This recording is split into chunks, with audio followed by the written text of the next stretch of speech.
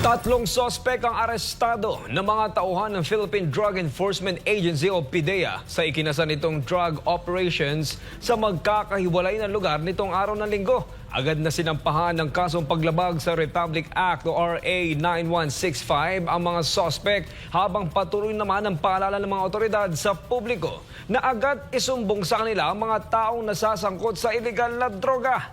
Si Paul Montibon sa report.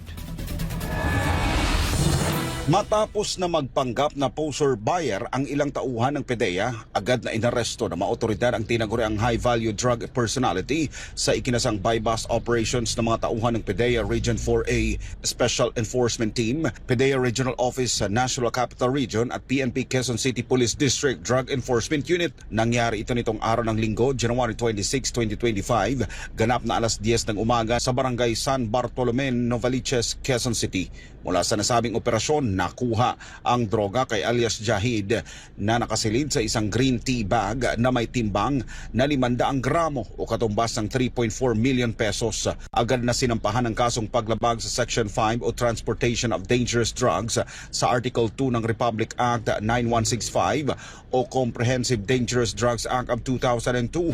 Sa isa pang operasyon ng PDEA Region 8, isang sospek naman ang nahulihan ng hubigit kumulang 50 gramo ng shabu na nagkakahalaga naman ng 340,000 piso sa anti-illegal drugs operation sa Barangay Santo Niño, Cananga, Leyte. Nitong linggo lang din, kinilala ang suspect na si alias Lando na isa ring high-value target sa Eastern Visayas.